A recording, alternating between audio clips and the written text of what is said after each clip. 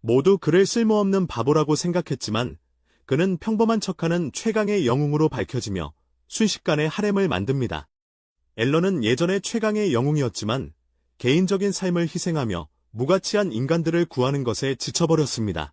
그래서 죽어가던 순간 곁에서 오는 여신에게 다음 생에는 평범한 사람으로 살고 싶다는 소원을 빌었습니다. 소원이 이루어져 그는 공작에 무능한 아들이 됩니다. 어느 날 침실에서 잠에서 깨어나자 동생이 문을 두드리며 아버지께서 만나고 싶어 하신다고 말합니다. 아버지는 즉시 앨런을 모욕하며 몇 년이 지나도록 여전히 레벨 1의 루저이며 능력치가 전혀 오르지 않았다고 말합니다. 게다가 다른 귀족 아이들처럼 신으로부터 신의 선물도 받지 못했습니다. 그리고는 앨런이 실패자이며 가문의 수치라고 주장하며 그를 가문에서 내쫓습니다. 앨런은 성을 나서며 아무렇지도 않은 표정을 짓습니다. 그는 이 순간을 기다려왔고 이제 인생을 즐기며 다른 사람들에 대해 걱정하지 않을 것입니다. 하지만 그는 전생의 힘을 여전히 가지고 있음을 깨닫습니다. 어디론가 떠나려던 찰나 멀리서 소녀의 비명소리가 들려옵니다. 괴물들에게 공격받고 있는 두 소녀가 있었습니다. 톰보이 기사 베티는 개 괴물들을 향해 칼을 휘두르지만 산산조각 내도 괴물들은 바로 회복됩니다. 베티는 리사 공주에게 도망치라고 말하며 개 괴물들을 막아서지만 공주는 베티를 두고 떠날 수 없다고 고집합니다. 그래서 공주는 베티 뒤에 그냥 서서 베티가 괴물들을 막아내도록 최선을 다하도록 합니다. 앨런은 마법의 눈으로 멀리서 이 광경을 지켜보며 어린 시절 파티에서 어떤 남자들이 자신을 쓸모없다고 놀리던 기억을 떠올립니다. 하지만 리사가 나서서 그 남자들에게 적어도 그가 노력한다고 말했습니다. 이 때문에 그는 무능한 여전사가 쓰러지는 이 상황에서 그녀를 돕고 싶어 합니다. 개들 중 하나가 그녀의 몸을 핥히고 그녀는 기절하여 땅에 쓰러집니다. 괴물들은 이제 마기를 끝내려는 참이었지만 앨런은 자신의 모든 마법 에너지를 쏟아붓고 번개보다 빠르게 달려 마지막 순간에 공주 앞에 나타나 개의 목을 잡습니다. 앨런이 3마리의 괴물을 공격하고 공중으로 뛰어올라 괴물들을 스캔하자 리사는 충격을 받습니다. 그들의 내부에 핵심이 있다는 것을 알게 된 그는 자신의 특수 능력을 사용하여 주위에 많은 영혼의 검을 만들어 개 괴물들에게 던져 완전히 없애버립니다. 베티는 무능했던 것에 대해 리사에게 사과하고 이것이 자신의 끝이라고 생각합니다. 하지만 앨런은 그녀에게 다가가 치유 마법을 사용하여 그녀를 완전히 치료하고 갑옷까지 복구시켜줍니다. 이것은 모든 사람들이 알란이 무능하고 쓸모없는 놈이라고 알고 있던 사실에 충격을 주기에 충분했다. 그가 자신이 이전 생의 힘을 가졌다고 말할 수는 없지만 소녀들은 이것이 교회가 모른 신성한 축복일 것이라는 결론을 내린다. 그때 알란은 리사에게 도대체 왜 시골에 나와 있는지 묻고 그녀는 여신께 기도하던 중 영감을 받아 멀리 있는 마을로 가서 영웅을 돕기 위해 나왔다고 설명한다. 더 자세한 정보는 없었고 그녀는 베티와 함께 수도를 떠났는데 베티는 가장 강력한 여전사 중 한 명이자 그녀의 호위였다. 리사는 알란에게 여기에서 무엇을 하고 있는지 묻고 그는 여행을 재개하며 그것에 대해 이야기하자고 대답한다. 알란은 일어나 치유 마법으로 수레를 고친다. 시골을 지나가며 리사는 알란이 무능하다는 이유로 아버지에게 쫓겨났다는 것을 알게 된다. 이제 그는 유명함과 사람들로부터 멀어진 평범한 삶을 살고 싶어 한다. 그녀는 그를 불쌍히 여겨 그의 능력이 왕국에 얼마나 도움이 될지 알면서도 왕에게 고자질하기를 거부합니다. 앨런은 그녀에게 감사를 표하고 영웅을 찾아 시골을 돌아다니는 동안 그녀와 함께 하겠다고 약속합니다. 잠시 후 그들은 마침내 그녀가 찾던 마을에 도착하지만 놀랍게도 그 지역에는 괴물이 돌아다니지 않아 매우 드문 일입니다. 그들은 마을을 돌아다니지만 텅 비어 보이다가 마침내 많은 사람들이 모여 있는 것을 보고 한 소녀가 노인의 집에서 쫓겨나는 것을 봅니다. 이 가슴이 작은 소녀는 알고 보니 현재 영웅인 아키라였고 전생에 앨런이 가지고 있던 전능한 검을 가지고 있었습니다. 아키라는 리사를 알아보지도 못하고 배가 고프다며 먼저 점심을 먹으러 가자고 합니다.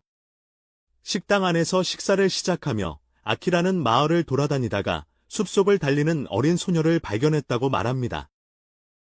그녀는 소녀를 붙잡고 괜찮냐고 물었지만 소녀는 용이 자신을 잡아먹으려 한다고 주장했습니다. 그 말을 듣고 그녀는 용을 물리치기로 결심하고 소녀를 작은 동굴에 숨긴 후 마을에 가서 더 많은 정보를 얻기 위해 갔습니다. 하지만 그녀가 노인의 집에 들어가 질문을 하자 그는 말하기를 거부하고 그녀를 내쫓았습니다. 앨런은 이 모든 것이 다소 수상쩍다고 생각하고 마을 사람들이 용의 위협으로부터 보호받기 위해 소녀를 희생하려 하고 있을 가능성이 있으며 그래서 그 지역에 괴물이 보이지 않는 것이라고 추측합니다. 이 이론은 모두에게 일리가 있어 보였고 아키라는 혼자서 언덕에 올라가 용을 물리치기로 결정했습니다. 리사는 예언에 따라 영웅을 인도해야 하므로 즉시 함께 가겠다고 자원했고 베티는 당연히 리사를 따라갔습니다. 앨런은 친구들을 혼자 두고 갈 수 없어 깊은 한숨을 쉬며 용에게 압도당할 경우를 대비해 함께 가기로 결정했습니다.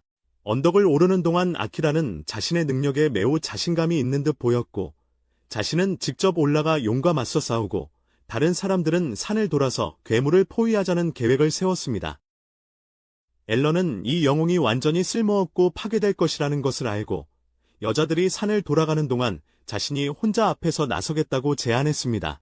하지만 아키라는 그가 보이는 것보다 강하다는 것을 알고 있었고 그녀가 싸우지 않아도 용을 죽일 수 있을지도 몰랐습니다.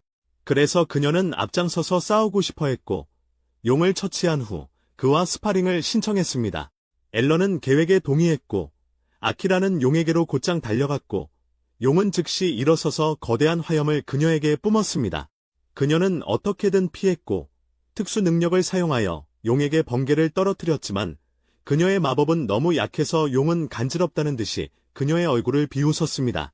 갑자기 용은 어린 소녀도 여기 있다는 것을 보여주며 마을 사람들을 공포에 떨게 하는 것을 단순히 즐기고 싶었을 뿐이며 그래서 일부러 그녀를 풀어주었다고 밝혔습니다. 이에 아키라는 분노했고 모든 힘을 쏟아 번개 공격으로 돌진하여 용을 깔끔하게 베고 영웅처럼 포즈를 취했습니다. 하지만 그녀가 뒤돌아서자 용은 전혀 다치지 않은 채로 있었습니다. 용은 웃으며 그녀를 날려버렸고 그녀는 완전히 무력화되어 땅에 누워 용이 자신을 끝낼 때를 기다렸습니다. 포어처니트리, 알란이 그녀를 구하고 용의 날개 중 하나를 깔끔하게 베어내어 용을 떨어뜨린다. 그리고 나서 알란은 두 여자 아이들이 그 지역에서 나가도록 말하면서 용이 전속력으로 달려오지만 알란은 자신의 마법 공격을 사용하여 용에게 공중 슬래시를 날려서 마치고 용을 멈춰 세운다. 용은 자신이 적의 붉은 용왕이며 세상에서 가장 강한 용임에도 불구하고 매우 혼란스러워한다. 하지만 알란은 즉시 그를 스캔하고 최후의 일격을 준비한다. 하지만 용은 겁쟁이처럼 도망치기 시작하더니 여자 아이들에게 뛰어 올라간다. 알란이 한 걸음 더 나아가면 그들이 죽일 것이라 약속하지만 알란은 신경도 안 쓰고 검으로 용을 찌르며 자신의 궁극 기술을 사용해 용을 완전히 파괴한다. 모두 승리를 축하하고 알란은 이 세계에서 이 여자 아이들이 하루도 살아남지 못할 것이라는 것을 깨닫고 리사의 일이 끝날 때까지 은퇴를 미룬다. 다음 날 아침, 그는 나무 근처에서 잠에서 깨어난다. 그곳에서 리사가 자신을 바라보고 있는 걸 발견한다. 그는 주변을 둘러본다. 작은 소녀가 보고 있으면서 영웅 아키라와 베티가 서로의 힘을 겨루고 있다. 갑자기 앨런은 어제 리사가 아키라가 다쳤을 때 세인트 클래스 치유 마법을 사용했던 것을 떠올립니다. 하지만 리사는 그 사실을 다른 사람에게 말하지 말라고 자신이 비밀로 해왔던 것이라고 말하며 앨런은 그 비밀을 지켜주겠다고 약속합니다. 바로 그때 아키라는 앨런을 불러 자신과도 연습 경기를 하고 싶다고 합니다. 그날 후에 그들은 모두 마차에 준비하지만 아키라는 혼자서 가겠다며 마차를 타지 않겠다고 결정합니다. 앨런은 괜찮겠냐고 묻지만 아키라는 자신이 스스로 잘 해낼 수 있다고 말하고 소녀와 함께 가겠다고 합니다. 이에 의심을 품은 앨런은 FBI 조심하라고 말하고 아키라는 떠납니다. 앨런과 다른 사람들은 마차에 오릅니다. 리사는 지난 용과의 싸움에서 앨런의 검이 부러진 것에 대해 사과하고 친구가 내 쌍의 페인이라고 부르는 사람들이 살고 훌륭한 검을 만드는 근처 마을에 가고 싶다고 말합니다. 앨런은 괜찮다고 말하지만 그 마을에 가는 것에 동의합니다. 한편 알란의 집에서는 그의 아버지와 형 카렌이 계획이 실패한 이유에 대해 이야기하고 있었다. 결국 그들은 몬스터 개들을 보내서 공주를 공격하게 했고 용과도 거래를 해서 영웅을 죽이려 했다. 왕국에 복수하기 위해서였다. 카렌이 소리치기 시작하지만 아버지는 입을 다물라고 말하며 오래된 하인 같은 노인이 있는 곳으로 시선을 돌리고는 공주의 행방에 대한 더 많은 정보를 알아내라고 명령한다. 마을로 돌아가서 알라는 반인간들이 이곳저곳을 배회하는 것을 보고 놀라게 된다. 그리고 그는 노엘의 집으로 가는 길을 찾는다. 그 안에서 그녀가 바닥에 누워있는 걸 발견하자 릴라는 놀라지만 그녀는 밤새 일한 탓에 지친 상태였던 것이다. 릴라는 그녀를 다시 회복시키고 나서 알란을 위해 검을 만들어달라고 부탁하지만 그녀는 즉각 거절하며 손님들의 급한 주문이 많다고 주장한다. 그녀는 알란의 원래 검이 어떻게 되었는지 묻고 알란은 그것을 보여준다. 그녀는 혐오감을 드러내며 그가 검을 돌보지도 못하는 사람에게는 무기를 만들 수 없다고 주장한다. 리사가 한번 확인하라고 말하자 그녀는 특별한 능력을 사용해 어떻게 부러졌는지 확인하고 이 검이 완벽하게 최대한의 잠재력을 발휘했을 때만 부러졌다는 것을 깨닫습니다. 그것이 그녀의 마음을 바꾸게 하여 그녀는 이를 맡기로 동의하고 모두를 내쫓고 조용히 일할 수 있게 됩니다. 세 사람은 마을 안으로 들어가 밤을 묵을 여관을 찾아보기로 합니다. 하지만 바보 같은 드레스를 입은 여자가 그들을 감시하고 있었는데 알고 보니 노인 저스티스가 그녀를 시켜서 워치하고 있었습니다. 그녀는 본 내용을 그에게 전달하지만 그는 릴라와 한 명의 쓸모없는 여성 경비원만 있다고 생각했기 때문에 혼란스럽습니다. 마을에서 하루를 보내고 난 후 알라는 모험가 길드에서 얻은 용의 비늘을 팔기로 결심합니다. 조금 슬픈 얼굴로 알라는 모험가 길드로 걸어가지만 이번에는 다른 털 많은 접수 담당자를 만나게 됩니다. 그는 그녀에게 용의 비늘을 건네며 돈으로 바꿔달라고 요청합니다. 하지만 이 생각은 살아생전 붉은 용 비늘을 본 적이 없는 여자이며 미친 듯이 소리 지르기 시작했다. 이것은 옆에 있던 늙은 하인과 낮은 신분의 사람들의 관심을 끌었으며 그들은 알란에게 다가갔다. 그리고 하인은 어떻게 비늘을 얻게 되었는지 묻기 시작했다. 알란은 자신과 파티원들이 붉은 용 왕과 싸워 이겼고 그래서 비늘을 얻었다고 말했다. 하인은 자신의 기술로 알란의 레벨을 확인하고 알란이 레벨 1의 실력자임을 깨닫고 영웅이 그의 파티에 있었는지 물었다. 알란은 진실된 대답으로 영웅이 그들의 파티에 있었고 함께 이를 물리쳤다고 말했다. 하지만 더즈는 만족스러운 반응을 보였으며 밖으로 나와 낮은 신분의 사람에게 이 사람은 자신의 스테이크조차 자를 수 없을 정도로 완전한 꼴통이라고 말했다. 하지만 낮은 신분의 사람은 여전히 의심스러워하며 그가 무언가를 숨기고 있다고 느낀다고 주장했다. 다음 날 아침, 알란과 파티는 다시 한번 노예를 확인하기 위해 그녀의 집으로 돌아가지만 이번에도 역시 그녀가 다시 의식을 잃고 바닥에 쓰러져 있는 걸 발견한다. 리사가 그녀를 다시 깨우고 그때 노엘이 알란에게 자신의 검이 준비되었다고 말한다. 알란은 가냘픈 푸른 칼을 집어들고 이 검이 본인이 본 적 있는 검 중 가장 좋은 것이라고 말하며 즉시 목말라 하는 엘프가 밖에서 시험해 보기를 원한다고 말한다. 리사는 즉각 이를 제지하고 노엘에게 무언가를 하기 전에 쉬어야 한다고 강요한다. 하지만 그 이후로 그들은 몬스터를 사냥하기 위해 밖으로 나가 숲속으로 들어간다. 길을 가면서 알란이 노엘에게 왜 자신이 엘프인데 검제조차도 주로 드워프들이 하는 일을 한다고 묻는다. 노엘은 어렸을 때 가족을 잃었고 그 후 숲을 방황하던 중 남성적인 성격의 드워프인 반스카를 만나 그녀에게 구조받았다고 말한다. 그 후 반스카는 그녀를 돌보았다. 하지만 불행한 사고로 그녀를 영원히 잃었습니다. 더 설명하기 전에 집사가 다시 나타나 숲속에 아무 이유 없이 들어와서 그가 괴물을 죽이러 온 거냐고 묻기 시작했습니다. 하지만 앨런은 그에게 스토커처럼 굴지 말라고 하고 집사는 재빨리 떠납니다.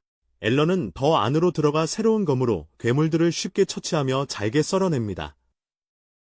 검의 성능을 시험하기에 충분해 보입니다. 바네사가 목마르다며 노엘은 아직 만족하지 못하고 더 강한 괴물들을 죽여야 한다며 그를 숲속 깊숙이 끌고 갑니다. 갑자기 앨런이 멈춰서 마법 눈을 사용한 후 검으로 앞에 마법 장벽을 베어냅니다. 거대한 늑대호랑이 혼종이 나타나고 노엘은 이것이 바네사를 죽인 괴물이라는 것을 깨닫고 외상 후 스트레스 장애 증상을 보입니다. 그래서 노엘은 앨런에게 즉시 처치해달라고 부탁하지만 앨런은 무슨 결정을 내려야 할지 몰라 어리둥절해 서 있습니다. 노엘은 과거를 떠올리며 어린 시절 얼마나 심하게 방치되었는지 기억합니다. 바네사가 노엘을 집으로 데려왔지만 거의 말도 걸지 않고 돌보지도 않았습니다. 대부분의 시간을 망치로 쇠붙이를 내리치는 데 보냈고 매번 치는 모습에는 단호함이 가득했습니다. 노엘은 온갖 방법으로 바네사의 관심을 끌려고 했습니다. 계속해서 이름을 불렀지만 소용없었습니다. 배가 고파도 아무런 대답이 없었습니다. 그래서 조금 화가 나서 집에서 먹을 수 있는 것을 찾아 먹었습니다. 하지만 그 후에도 바네사는 계속해서 마치 기계처럼 쇠붙이를 두드리며 노엘을 무시했습니다. 마침내 노엘은 뭔가 극단적인 행동을 하려고 칼을 집어들었지만 균형을 잃고 다른 도구들 위로 넘어졌습니다. 하지만 그럼에도 불구하고 바네사는 노엘이 괜찮은지 한 번도 돌아보지 않았습니다. 결국 노엘은 테이블에서 잠이 들었고 다음 날 아침 바네사는 마침내 칼을 완성했습니다. 그때야 노엘은 그녀의 얼굴에 미소가 닮아 있음을 보았다. 마침내 그녀는 현실로 돌아와 차가운 눈으로 앨런에게 반응을 파괴하라고 말한다. 앨런은 짐승이 그들을 해치지 않고 있기 때문에 아무것도 하지 않는다. 사실 그 짐승은 인간 정착지에서 멀리 떨어져 조용히 잠들고 자기 일만 하고 있었다. 노엘이 이를 듣고 알란의 손에서 검을 빼앗아 간 뒤 이를 꽉 물고 짐승에게 죽음의 일격을 가하기 위해 달려간다. 하지만 알란이 경고해 노엘은 멈춘다. 그는 이 짐승이 자신을 보호하는 마법 주변에 둘러싸여 있어 어느 정도 수준 아래의 공격은 막아낼 수 있다고 말한다. 그는 그들이 몬스터를 상하게 하려면 신성한 검이 필요하다고 말한다. 하지만 노엘은 자신의 검이 충분히 신성한 검이라고 말한다. 앨런은 그녀에게 그녀의 검은 신성한 검의 수준에 훨씬 못 미친다고 말합니다. 그리고 아무리 노력해도 그 칼날은 짐승의 몸에 상처 하나 내지 못할 것입니다. 그렇게 말한 후 그는 그녀에게 하고 싶은 대로 하라고 말하며 자리를 떠납니다. 다음 날 저녁 그는 마을로 돌아와 리사와 베트를 만나 숲속 깊은 곳에서 일어났던 모든 일에 대한 이야기를 자세히 들려줍니다. 리사는 왜 거대한 괴물이 정글 속에 숨어 아무것도 하지 않는지 혼란스러워합니다. 하지만 앨런은 누군가가 그 지역에 괴물을 고의로 데려왔다고 의심하며 그들이 그 지역에 마법을 걸어 괴물을 맨눈으로 볼 수 없게 만들었다고 주장합니다. 그러고는 리사를 향해 돌아서서 그녀가 단지 검을 만들려고 여기에 온 것이 아니라고 생각하며 그녀가 정말로 여기에 온 이유가 무엇인지 묻습니다. 리사는 당황하며 미소를 짓고 나서 그가 옳다고 말하며 그들이 여기에 온 것은 그들의 군대 장군의 살인사건을 조사하기 위해서라고 밝힙니다. 그녀의 말에 따르면 장군은 매우 정의롭고 훌륭한 사람이었지만 어느 날 자신의 집에서 암살당한 채 발견되었습니다. 침입자의 흔적도 없었고 범인이 장군의 머리를 가져간 것 외에는 아무런 증거도 없었습니다. 베트는 이것이 인간에게는 불가능한 일이기에 악마의 소행이라고 의심합니다. 하지만 그들은 왜 악마가 그렇게 은밀하게 장군을 죽이려고 했는지 전혀 알 수 없습니다. 한편 숲속에서 하급 마법사는 괴물 늑대를 확인하지만 평범한 인간인 앨런이 자신이 친 숨기는 장벽을 그렇게 쉽게 파괴한 것을 이해할 수 없습니다. 그녀는 마을로 돌아가 집사를 만나 보고합니다. 집사는 이 마을이 지루하다며 떠나고 싶다고 말하고 하급 마법사에게 공주와 엘프 노예를 죽이라고 명령합니다. 소녀는 놀랍니다. 집사는 그것을 눈치채고 그녀에게 돌아와 목에 노예 목걸이가 나타나면서 그녀에게 선택권이 없다고 말합니다. 그날 밤 노엘은 앨런이 검의 문제점에 대한 정보를 준 후 다시 검을 만들기 시작합니다. 이번에는 누구도 따라올 수 없는 검을 만들겠다는 결심을 합니다. 그녀는 반스가 했던 것처럼 날을 계속 쳤지만 결국 지쳐 그 자리에서 잠들어 버렸다. 그녀의 꿈속에서는 또다시 그 끔찍했던 날의 사건들을 목격하게 된다. 그날 성직자의 보물을 능가할 만한 검을 만들고 있었다는 이유만으로 반스를 지구에서 없애버리려 했던 하인과 함께 집이 몬스터 늑대에게 공격받던 장면 말이다. 늑대가 그녀를 밀어내며 방 안을 뒤졌지만 그녀는 자신의 검이 늑대와 닿자마자 수천 조각으로 부서지는 것을 보고 놀라움을 금치 못한다. 그러면서도 늑대는 그녀를 갈기갈기 찢어버린다. 피로 범벅이 된 이빨을 드러낸 괴물이 노예를 마무리하려 할 때 갑작스럽게 거대한 번개가 그를 강타하고 영웅이 노엘 앞에 나타난다. 늑대는 신경 쓰지 않고 그녀를 공격하려 하지만 그녀는 다시 한번 괴물을 감전시킨다. 그러나 늑대는 그것조차 무시하듯 흔적도 없이 흔들어내고 다시 공격해온다. 영웅은 반격하여 성검의 힘으로 늑대의 얼굴을 베어버리고 이를 본 하인은 도망칠 작정으로 모습을 감춘다. 노엘은 반스를 구하지 못한 영웅에게 사죄하지만 반스가 모든 노력과 시간을 들여 만든 검이 맞부딪히자마자 깨져버린 것을 생각하며 절망에 빠진다. 그녀는 마음속 눈물을 흘리며 더 좋은 검, 성검보다 나은 검을 만들겠다고 다짐한다. 다음 날 아침, 그녀는 훨씬 더 낫고 가볍게 느껴지며 깨어났습니다. 리사가 자신을 치료해준 것이 아닌가 생각하며 나가서 확인해보지만 아무도 없자 다시 일을 시작합니다. 알고 보니 앨런이 그녀가 건강을 유지하도록 밤에 그녀를 치료해 주었습니다. 그날 늦게 그녀는 마침내 검을 완성했습니다. 이번에는 검이 신성한 보물과 겨룰 만큼 강하다고 확신하며 밤에 혼자 괴물을 죽이려 나섭니다. 그녀는 여전히 자고 있는 늑대를 발견하고 덮치려 하지만 늑대는 그녀의 기척을 감지하고 나무로 날려버립니다. 그 후 간신히 일어서려는 순간 집사가 나타나 대부분의 사람들은 늑대에게 맞으면 죽는데 그녀의 인내심을 칭찬합니다. 그녀는 다시 한번 괴물에게 돌진하지만 어설픈 애니메이션의 힘으로 늑대는 피하고 그녀의 등을 걷어차 버립니다. 집사는 그녀에게 마지막 기도를 하라고 말하지만 괴물이 그녀를 죽이려는 순간 앨런이 나타나 늑대를 베어버립니다. 집사는 웃으며 앨런에게 이것이 그의 계획이었다고 말합니다. 알고 보니 그 늑대는 공주님의 방에 들어가 잠자는 그녀를 죽이려 했지만 침대가 비어있는 것을 발견했습니다. 알란이 설치한 장벽 덕분에 베티와 리사는 투명화 마법을 뚫고 그녀를 발견하고 소리친다. 그녀는 곧바로 공격하지만 베티가 가로막고 잠시 실랑이 끝에 밀쳐낸다. 베티가 마무리 일격을 가하려는 순간 공주가 막는다. 그 틈을 타 그녀는 베티의 머리를 치고 리사의 팔을 잡지만 죽이지는 않는다. 베티가 그녀의 머리를 치고 기절시키자 공주는 그 소녀가 강제로 싸우고 있음을 깨닫는다. 한편 집사는 늑대에게 노엘과 알란을 모두 죽이라고 명령하지만 바네사 때와 달리 알란은 늑대의 공격을 칼이 부러지지 않고 막아낸다. 늑대는 즉시 죽고 집사는 목숨이 위험해지자 겁에 질려 도망친다. 알란은 노엘을 도시로 데려가 리사와 만나 그 소녀를 신문하러 간다. 그들은 버틀러가 그녀의 마을을 습격해 모든 사람을 죽였고 그녀는 갈 곳이 없어 버틀러를 위해 일할 수밖에 없었다는 것을 알게 됩니다.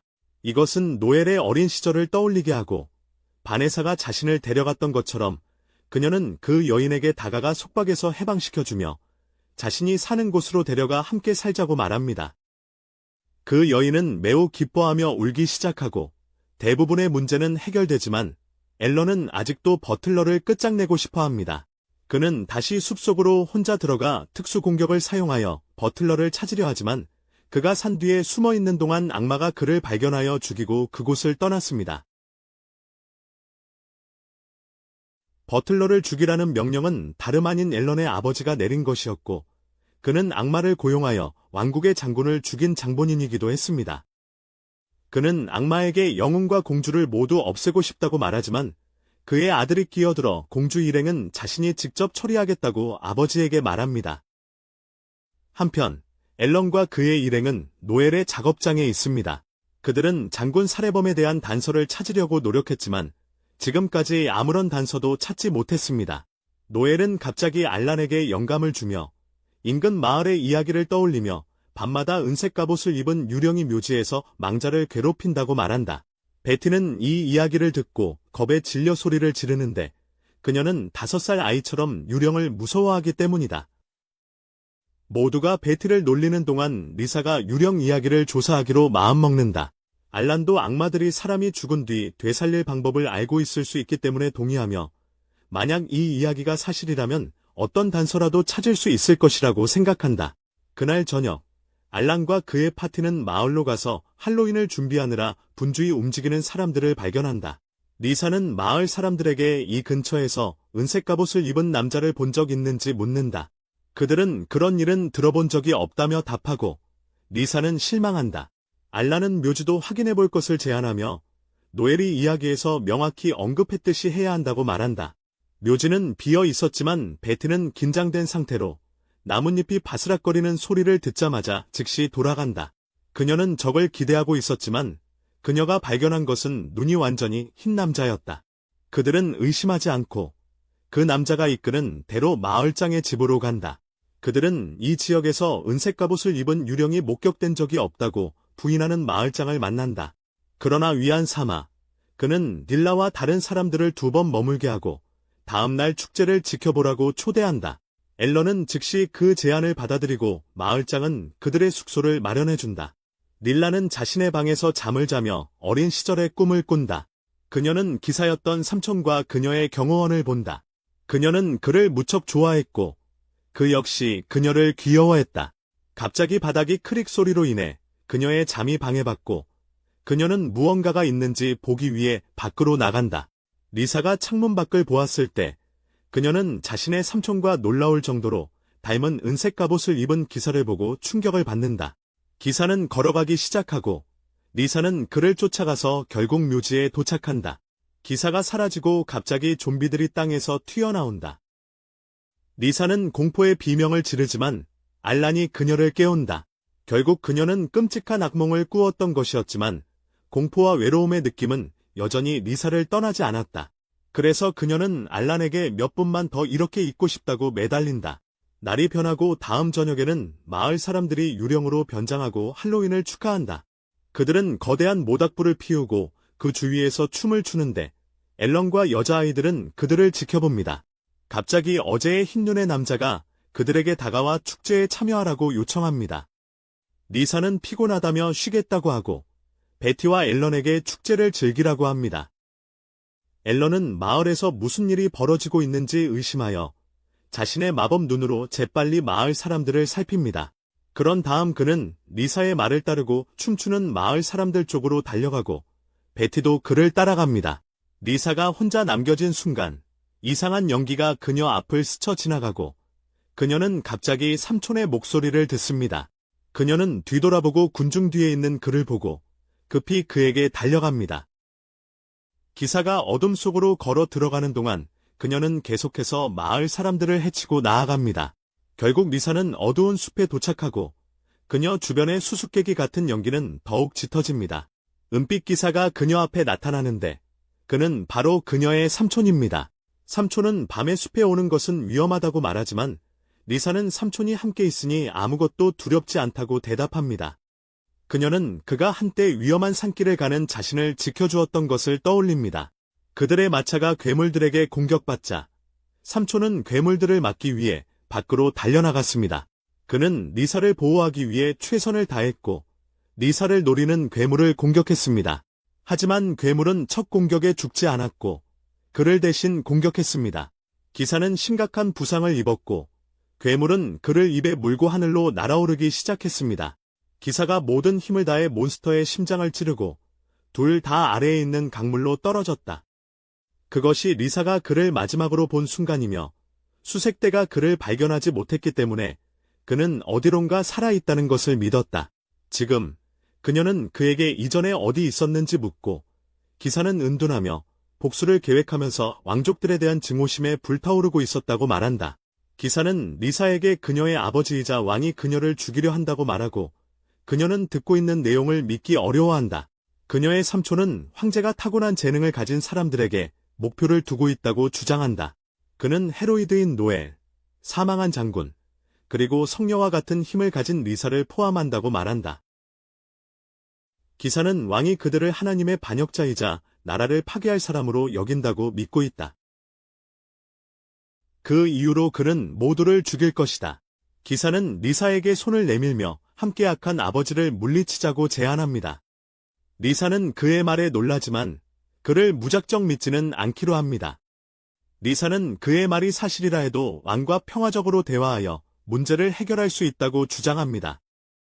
기사는 소녀가 자신의 계략에 넘어오지 않자 본성을 드러내고 흑마법으로 공중부양을 시작합니다. 리사를 공격하지만 그때 앨런이 나타나 그녀를 구합니다. 그는 기사의 공격을 막고 물러나게 합니다. 앨런은 자신이 줄곧 리사를 지켜보았고 기사가 현재 악마에게 조종당하고 있음을 알고 있었다고 밝힙니다. 그는 자신의 마법 능력을 사용하여 기사의 몸에 걸린 마법을 풀고 악마의 지배에서 해방시킵니다. 리사가 삼촌을 걱정하고 있지만 그는 일어나서 그녀의 걱정이 헛되이 쓰였다고 말합니다. 그 이유는 이미 죽었기 때문입니다.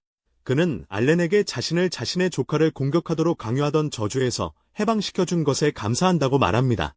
그는 리사에게 왕이 그녀를 죽이려고 했다고 한 것은 모두 거짓말이었다고 밝힙니다. 그리고 기사는 알렌에게 리사를 잘 돌봐달라고 부탁하며 자신은 그녀를 안전하게 지킬 것이라고 약속합니다. 기사는 기쁘게도 그 말을 듣고 알렌에게 마지막 요청을 하고 한번 겨루자고 도전합니다. 알렌은 예에 바르게 도전을 받아들입니다. 그리고 기사가 먼저 달려듭니다. 알렌은 첫 번째 공격을 막아내고 두 사람은 검술 실력을 과시하며 서로의 타격을 주고받습니다.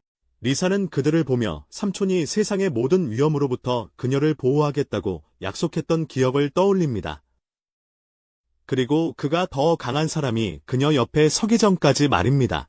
오늘은 그녀의 삼촌이 오랜 바람을 이루던 날이며 알란에게 패배한 뒤 리사의 무릎 위에서 누워있는 그가 울고 있는 그녀에게 울지 말라고 말한다. 그는 자신이 진짜로 그녀를 딸처럼 여겼다고 말하며 마지막 숨을 쉬며 그녀에게 평생의 행복을 기원한다. 그날 밤 늦게 성벽 위에서 마을을 감시하던 알란에게 부족장이 다가온다. 그는 알란이 이들의 비밀을 언제부터 알고 있었는지 묻고 알란은 처음부터 알고 있었다고 밝힌다. 이 마을에 있는 모든 사람들이 죽어 있었고 부족장이 마법으로 그들을 조종하고 있었다. 알란은 이를 알면서도 이 평화로운 마을에 방해하고 싶지 않았다고 말한다. 하지만 부족장은 자신의 자비를 베풀 생각이 없다. 그는 사실 악마였기 때문이다. 그는 좀비들을 불러 공격하지만 알란은 자신의 힘으로 부족장의 좀비들에 대한 통제를 깬다. 그러고는 날아가는 베개를 날려 마물 마을의 두목과 그 좀비들을 모두 둘로 갈랐다. 그들은 산산이 조각나고 마을 두목은 마력핵을 남겼다. 다음 날 여정을 계속하면서 알란은 마력핵을 분석하여 그 안에 자신의 동생의 힘이 있음을 발견했다. 그는 리사의 삼촌의 소생과 장군의 죽음 배후에 자신의 동생이 있었다고 믿었다. 하지만 리사는 갑자기 병사로부터 죽었다던 장군이 갑자기 돌아왔다는 메시지를 받고 아무도 그 소식을 믿을 수 없었다. 한편 알란의 동생 브렛은 모든 것이 꼬이기 시작한 날을 꿈꾸고 있었다. 어머니가 돌아가신 날이었고 아버지는 세상에 대한 모든 희망과 사랑을 잃었다. 그는 쓰라린 분노에 찬 남자가 되어 아들들을 혐오와 경멸의 눈으로 바라보았다. 브렛은 아버지가 겪고 있는 일을 이해할 만큼 나이가 들지 않았으며 자주 비난받곤 했다. 사람들은 브렛이 어머니를 잃은 후에도 장난만 치는 모습을 비판했고 그와 달리 같은 나이에 비해 더 성숙한 알란과 비교했다. 브렛은 자신의 억울함을 알란에게 돌리며 아버지처럼 자신을 무시한다고 생각했다. 그는 차가운 땀을 흘리며 꿈 때문에 분노에 베개를 내리치며 깨어난다. 곧 그는 아버지를 만나러 간다. 아버지는 편지를 읽으며 미친 듯이 웃고 있다. 손에 쥔 편지를 태우며 그는 이 왕국과 신들에 대한 복수를 시작해야 할 때라고 선언한다. 아버지의 반응에 충격받은 브렛은 자신만이 이 가문을 떠날 자격이 있다고 생각한다. 한편 도시에서는 죽은 장군이 다시 살아났다는 소문이 퍼지고 있다. 그뿐만 아니라 부활한 장군이 왕에 대한 반란에 가담하여 시민들을 자신의 편으로 끌어들이려 하고 있습니다. 왕실 기사단의 에드워드 단장과 그의 부관은 도시를 걸으며 소문과 풍문을 듣고 있습니다. 부관은 소문이 피할 수 없는 것이라고 생각하지만 의심스러울 정도로 빨리 퍼지고 있다고 말합니다. 에드워드 또한 누군가가 고의로 소문을 퍼뜨리고 있다고 생각하며 부관은 그에게 장군의 부활에 대해 어떻게 생각하는지 묻습니다. 그는 장군이 사칭범이든 귀신이든 상관없다고 왕국의 적처럼 행동한다면 기사들이 그를 처치할 것이라고 대답합니다. 그는 장군이 살아있었다면 자신과 같은 결정을 내렸을 것이라고 확신합니다. 그들은 골목길로 들어가는데 키가 크고 후드를 쓴 인물이 갑자기 그들 앞에 나타납니다. 두 기사는 싸울 준비를 하지만 그 남자는 후드를 약간 벗어 교회의 대주교임을 드러냅니다. 에드워드는 왜 이렇게 위험한 장소에서 혼자 있는지 궁금해하며 성자에게 묻고 성자는 그와 비밀스럽게 이야기를 나누고 싶다고 답하며 함께 오라고 초대한다. 에드워드는 자신의 조수의 의심에도 불구하고 초대를 받아들인다. 그는 전투가 아니라 단순히 정보를 수집하러 간 여행이라고 주장한다. 에드워드는 성자와 떠나지만 조수는 여전히 불안한 기분을 떨쳐내지 못한다. 성자는 에드워드를 기사 훈련장으로 인도한 후 곧바로 사라진다. 에드워드는 훈련장에서 혼자 있을 때 갑자기 뒤에서 누군가 공격해온다. 그는 공격자의 살기를 느끼고 공격을 저지하며 자신이 오랜 친구이자 알란의 아버지인 크레이그라는 것을 알게 된다. 에드워드는 그를 저지하고 수년 동안 전혀 변하지 않았다고 서로 인사를 나눈다. 에드워드는 아내 장례식 이후로 크레이그를 보지 못했다며 갑자기 왜 여기에 왔냐고 묻는다. 크레이그는 그를 바보라고 부르며 웃는다. 그는 대주교가 이미 자신들의 손아귀에 있다고 밝히며 아직 무슨 일이 일어나는지 이해하지 못하는 에드워드를 공격한다. 에드워드는 설명을 요구하며 크레이그의 공격을 막고 크레이그는 더 이상 이 세상이 필요 없다고 선언한다. 다른 장소에서 브렛은 마차를 타고 그들의 계획을 실행하기 위해 이동 중이다. 하지만 그의 머릿속에는 어머니의 죽음에 대한 기억만 가득하다. 그는 당시 죽음이라는 개념을 이해하지 못하고 앨런에게 어머니가 왜 일어나지 않는지 물었다. 앨런은 모든 사람은 언젠가 죽는다고 말하며 그의 손을 잡고 위로했다. 그때까지만 해도 두 사람의 관계는 그리 나쁘지 않았고 브렛은 밤에 잠 못 이룰 때면 알란을 찾아오곤 했습니다. 아버지가 자신을 실패자라고 부른 후 브렛은 알란에게 자신이 실패자인지 물었습니다. 알란은 브렛을 설득하려 했습니다. 그는 브렛이 실패자가 아니며 자신의 가치를 평가절하하는 사람들의 말에 신경 쓰지 말라고 했습니다. 하지만 알란은 아버지의 말보다 형의 말을 믿을 수 없어 울면서 도망쳤습니다. 곧 브렛은 성장하기 시작했고 아버지는 그를 인정하며 알란을 실패자로 취급하기 시작했습니다. 브렛은 아버지의 관심을 받게 되어 기뻤지만 모두가 자신을 패배자라고 부르는데도 알란은 전혀 신경 쓰지 않는 것에 답답함을 느꼈습니다. 브렛은 알란에게 그가 우리 가문의 이름에 누가 된다고 말했습니다. 하지만 알란은 브렛에게 잘못된 길을 가게 된다면 언제든 자신에게 도움을 청하라고 말했습니다. 브렛은 묘한 인물이 나타나자 향수에 젖은 기분에서 벗어난다. 수수께끼의 남자는 준비가 완료되었으니 브렛에게 그의 상황을 보고하라고 한다. 브렛은 자신의 능력을 사용하여 대주교를 조종하고 에드워드를 유인했다고 대답한다. 수수께끼의 남자는 에드워드가 1m 반경 내의 모든 능력을 무효화할 수 있기 때문에 골치 아픈 상대라고 생각한다. 그래서 그는 전장에서 무적이라고 여겨진다. 브렛은 자신의 아버지가 이미 에드워드를 상대하고 있으므로 걱정할 필요가 없다고 주장한다. 최악의 경우 그는 자신의 특수 능력을 사용하여 에드워드의 능력에 영향을 받지 않고 계획을 실행할 준비가 되어 있다. 그는 수수께끼의 남자에게 자신의 측이 계속 실패를 거듭하고 있다는 것을 상기시키며 이번에는 성공할 수 있을지 묻고 이는 그 남자를 격분시킨다. 갑자기 그의 파트너가 그에게 바로 옆으로 텔레포트를 하고 영웅이 나타났다고 보고합니다. 그들은 브렛이 실패할 경우 용납되지 않을 것이라는 경고 후 사라지며 그는 형처럼 실패하지 않겠다는 의지를 다진다.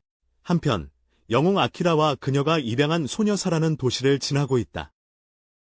아키라는 두건을 쓴 자가 그들을 따라오고 있음을 알아차리고 급히 걸음을 재촉한다. 격리된 지역에 도달한 아키라는 스토킹하던 자들을 드러내라고 말하고 4명의 두건을 쓴 남자가 그녀 주변에 나타나 그녀를 죽이겠다고 선언합니다. 아키라는 그들이 그런 일을 할 수 없을 것이라고 생각하며 공격자들도 이를 인정합니다. 하지만 그들은 사라와 그녀의 마을 사람들에게 걸어둔 주문을 활성화시켜 그녀를 살아있는 폭탄으로 변하게 했습니다. 아키라가 소녀를 위로하려 할 때 두건을 쓴 남자들이 불 구슬을 충전하고 그들의 리더는 불 구슬이 소녀에게 닿자마자 그녀의 생명에너지가 연료로 사용되어 폭발할 것이라고 선언합니다.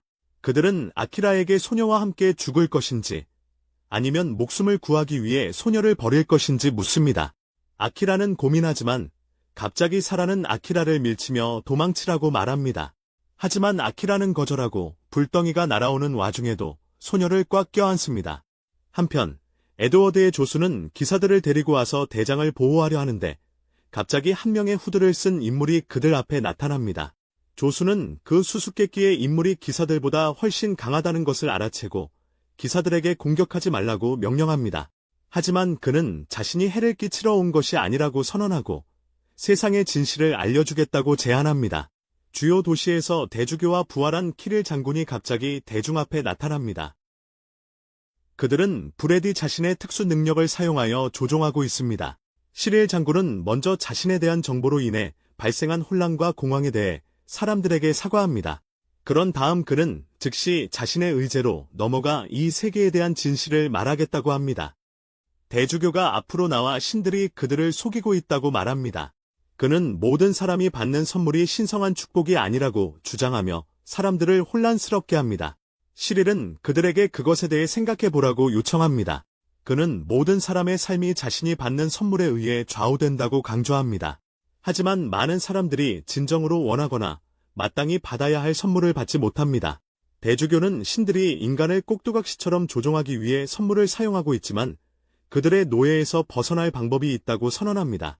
그는 모두에게 만약 그들이 자신의 능력을 포기한다면 신들의 지배에서 벗어나 자신의 운명의 주인이 될 것이라고 말합니다. 사람들은 그의 말을 믿지 않자 키릴 장군은 그들의 의심을 풀어줄 사람이 있다고 말합니다. 그러자 브렛이 등장하여 모두에게 뒤를 보라고 합니다. 그들은 거대한 개 같은 괴물을 발견하고 놀라움에 휩싸입니다. 브렛은 그 괴물이 여러 가지 일을 돕기 위해 그들에 의해 인공적으로 만들어졌으니 걱정하지 말라고 말합니다. 키릴은 그 괴물 하나가 1만 명의 병사와 맞먹으며 약점이 없다고 말합니다.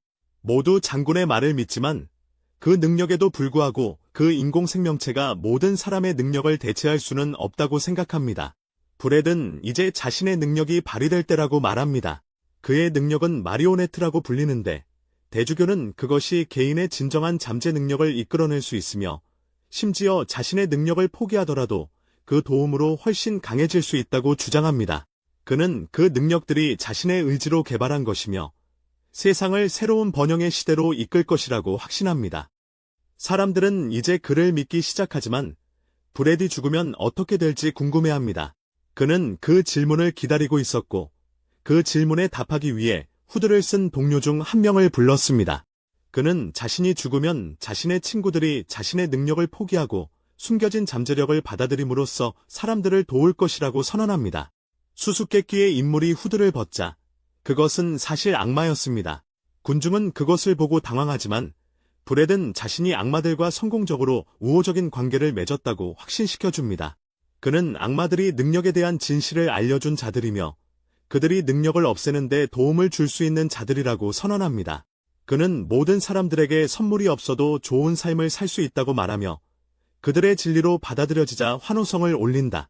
브렛은 그들의 감사를 즐기며 자신이 모두에게 필요하다고 생각한다. 한편 에드워드와 크레이그의 싸움은 절정에 이르고 있으며 기사장은 패배의 길을 걷고 있다. 그는 크레이그의 능력이 사라졌다고 확신하지만 아무리 그것이 없어도 그는 너무 강력하다. 그는 갑작스럽게 자신의 힘의 근원이 자신의 능력이 아니라 레벨이라는 것을 깨닫고 크레이그가 이를 확인해준다. 그는 레벨업을 통해 인간의 한계를 초월하고 신조차 죽일 수 있는 힘을 얻을 수 있다고 선포한다. 곧 에드워드는 무장 해제되고 무릎을 꿇게 되며 크레이그가 검을 겨누고 있을 때 갑자기 후드를 쓴 인물이 경기장에 들어온다. 크레이그가 그에게 영웅을 물리쳤는지 묻지만 그는 오히려 공격을 가하고 자신의 정체를 밝히며 자신이 바로 아키라라는 영웅임을 알린다. 악마들이 그녀를 공격했을 때 사라는 폭발하는 대신 보호막을 펼쳐 아키라가 악마들을 제압할 기회를 주었습니다. 그녀는 헤어지기 전에 앨런이 사라에게 걸린 저주 마법을 풀어주었던 것을 떠올렸고 그 덕분에 모든 것이 평화롭게 해결되었습니다. 한편 에드워드의 조수는 후드를 쓴 악마가 준 가르침을 거부하고 선물을 이용해 조종당한다 해도 그들은 자신의 의지로 왕국을 지키는 기사라고 말합니다.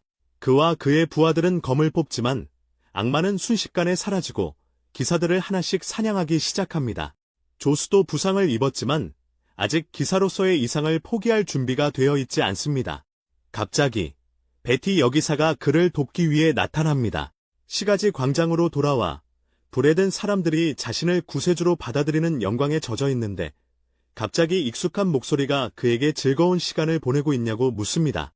그는 앞을 보니 앨런이 와 있었고 그것은 브렛 안에 쌓였던 분노를 폭발시켜 형과 맞설 준비를 하게 합니다. 앨런은 베티가 악마와 맞서는 모습을 보여주는 작은 홀로그램 프로젝터를 꺼냅니다. 베티는 악마에게 웨스트펠드 가문과 공모하여 시릴 장군과 리즈 공주를 암살하려 했는지 묻습니다. 악마는 사실이라고 말하고 베티는 그의 목적을 묻습니다. 여자가 자신의 손에 죽을 것이라고 확신한 악마는 그녀에게 자신의 계획을 털어놓습니다. 그가 말하는 모든 것을 앨런에게 실시간으로 전달하는 장치를 들고 있는 보잘것없는 존재가 있다는 사실을 모른 채 악마는 장군과 리즈처럼 강력한 능력을 가진 사람들은 그들의 계획에 방해만 될 뿐이라고 말합니다. 이 메시지는 시장 광장에 있는 모든 사람들이 듣게 되고 브래든 자신의 계획이 발각되자 당황합니다.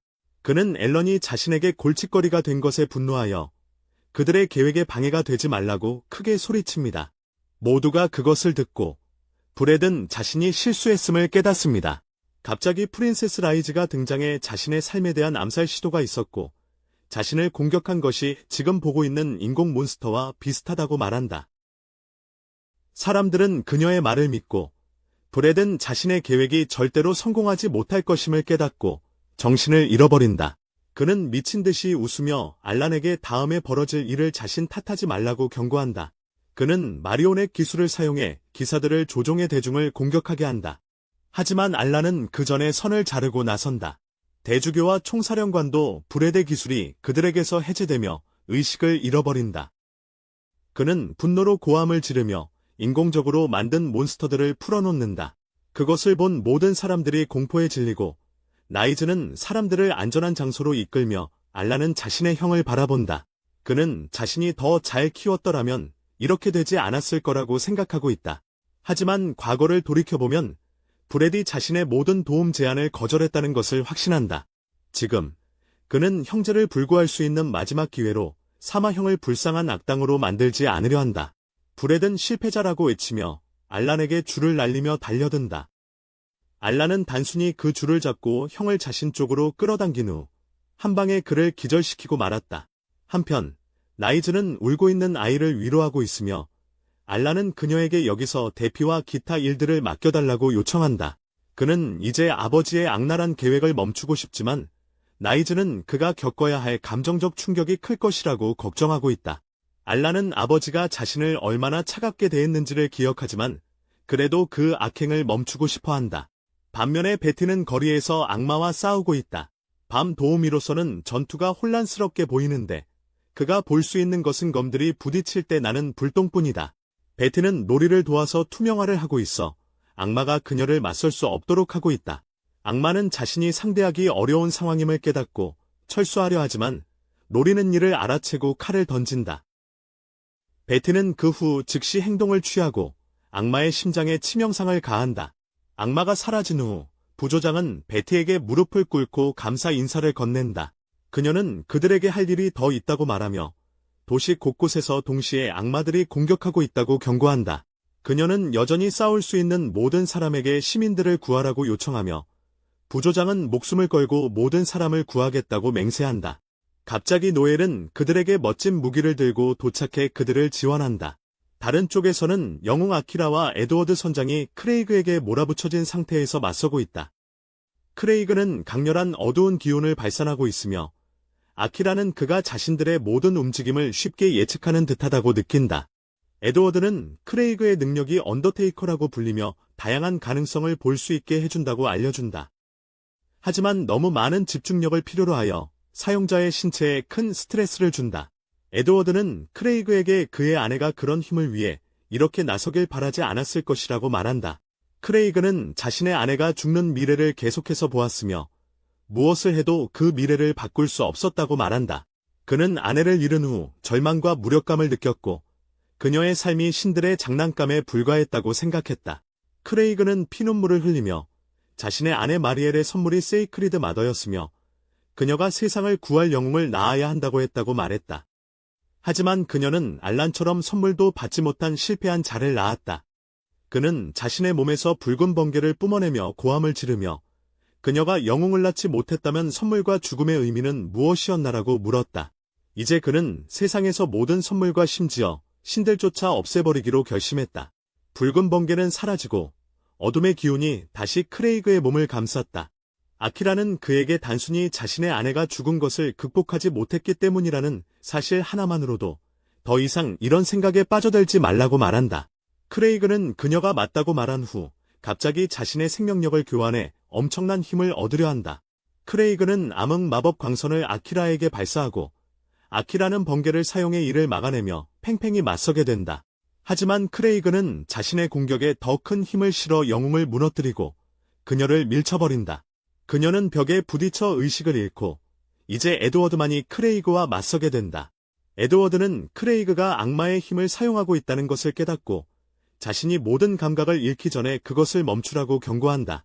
크레이그는 그의 의견에 관심도 없으며 어둠 광선으로 그를 때린다.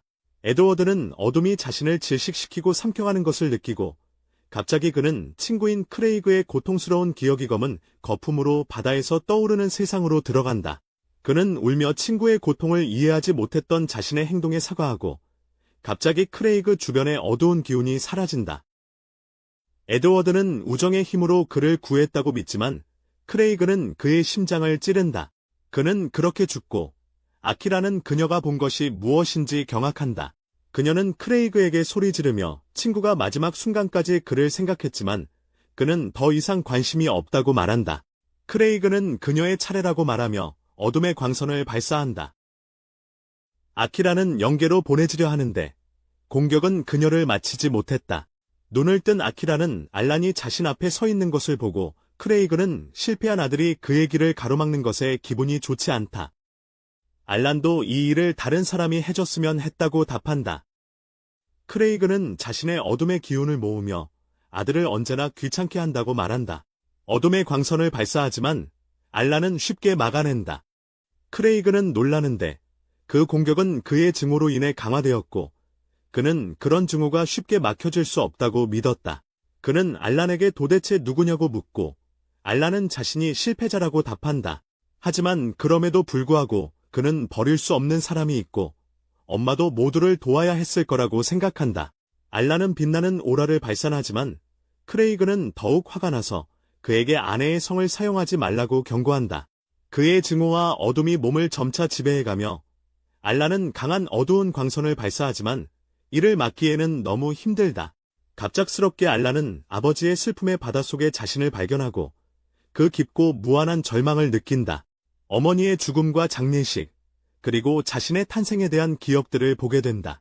이때 알란은 부모님이 서로 얼마나 사랑했는지 처음으로 깨닫는다. 하지만 그럼에도 불구하고 그는 아버지가 세상을 파괴하는 것을 용납하지 않을 것이다. 그는 온 힘을 다해 주변의 어둠을 몰아낸다. 그리고는 특수기술을 사용하여 여러 개의 영혼의 검을 소환해 크레이그에게 날린다.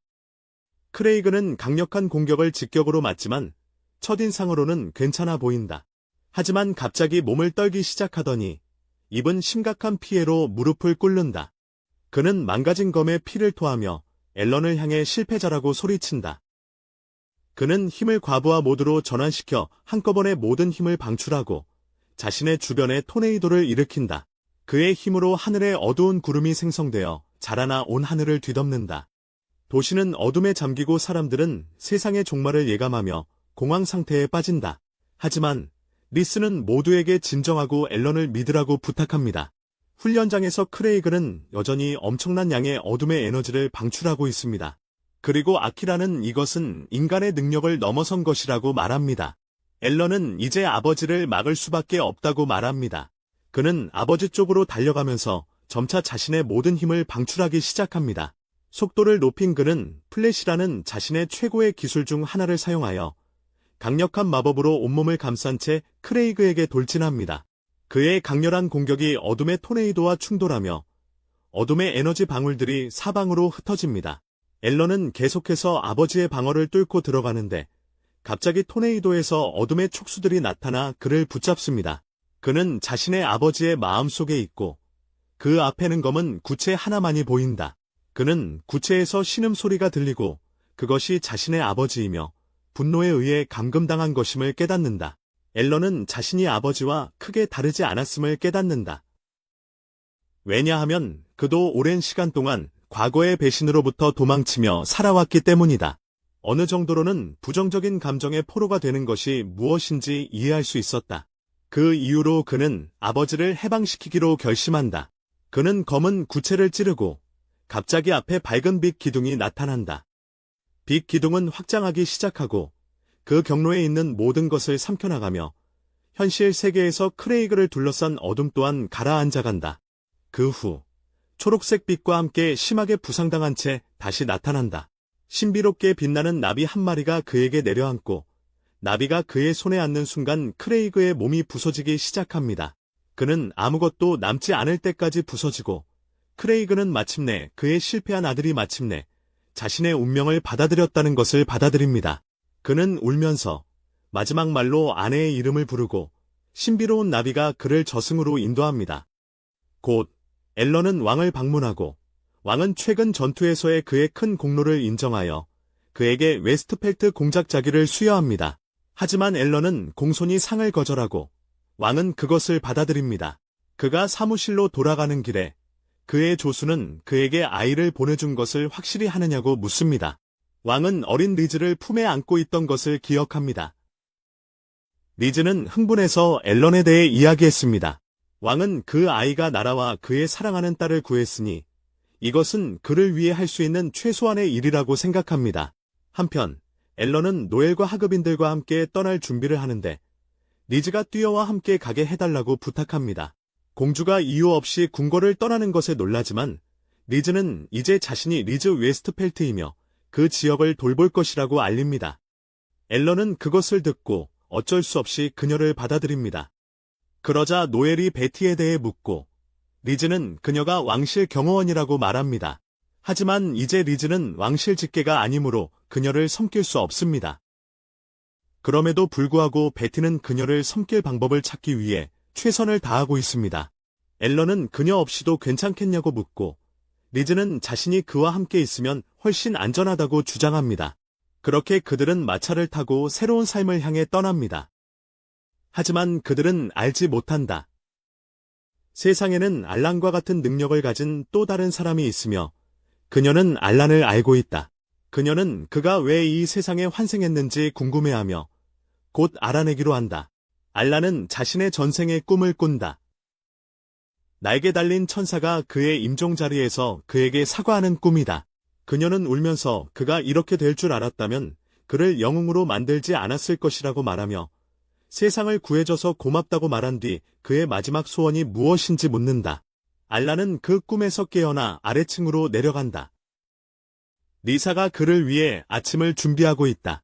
알란이 앉자마자 노엘이 속옷 차림으로 나타나고 리사는 그녀의 모습에 놀란다.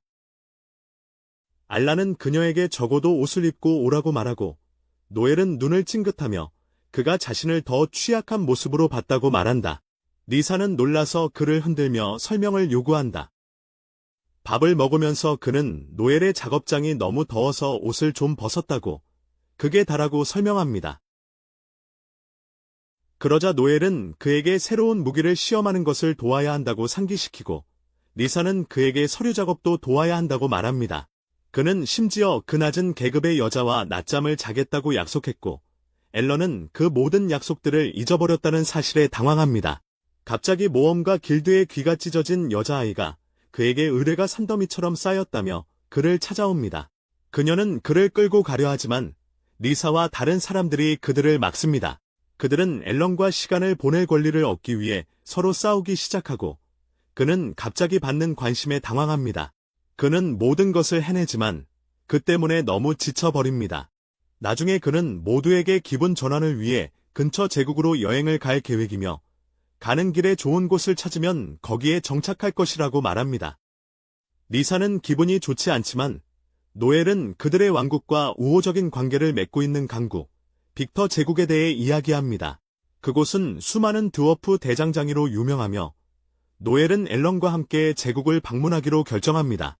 심지어 노올리도 함께 가겠다고 하고 노엘은 앨런을 설득하여 그들이 합류하도록 합니다. 하지만 리사는 공장령을 관리하기 위해 남아야 합니다. 그래서 베티를 불러 일을 맡기고 앨런의 여정에 합류합니다.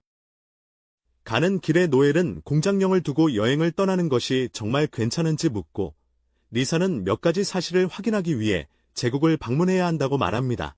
제국이 그들과 우호적인 관계를 맺고 있지만 황제는 야심차고 몇 달 전 혼란 속에서 그들을 공격했을 것입니다. 하지만 그들은 아무것도 하지 않았고 웨스트필드의 새로운 공작 부인으로서 그들이 무슨 음모를 꾸미고 있는지 확인하고 싶어 합니다. 곧 그들의 마차는 험한 산길을 지나가고 노엘은 더 부드러운 길로 갈 수 없냐며 불평합니다. 갑자기 앞에 모래늑대라는 괴물들을 발견한 앨런이 마차를 세웁니다. 노엘과 로울리는 그 괴물들이 얼마나 사나운지 이야기하지만 앨런은 즉시 뛰어들어 순식간에 없애버립니다. 그는 마차로 돌아오지만 이제 누군가가 일부러 그들을 따라 모래늑대를 보냈다는 의심을 합니다. 며칠 후 그들은 제국 최초의 주요 도시에 도착합니다.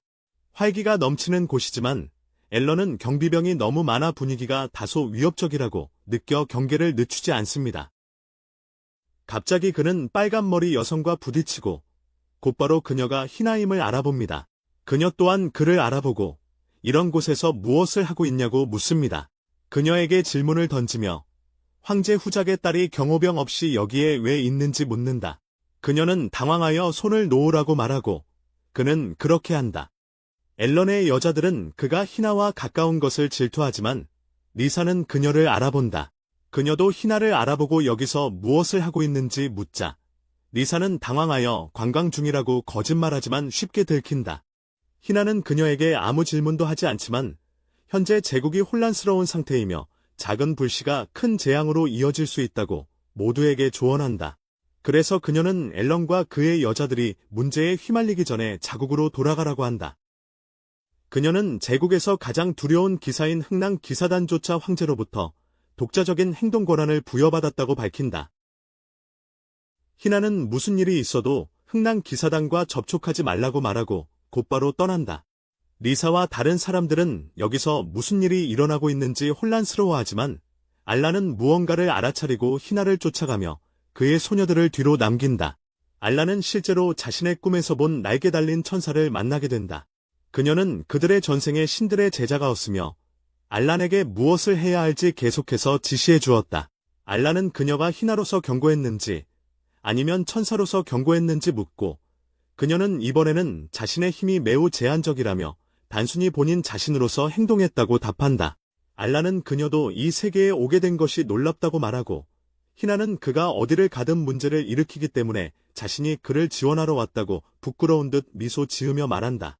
그녀는 평화롭게 살고 싶다면 서둘러 집으로 돌아가라고 말하고 그는 고맙다는 인사와 함께 간단히 떠난다.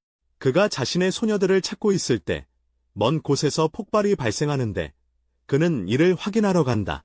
그는 경비대원들이 쫓는 남자를 보고 그쪽으로 달려오는 것을 발견한다.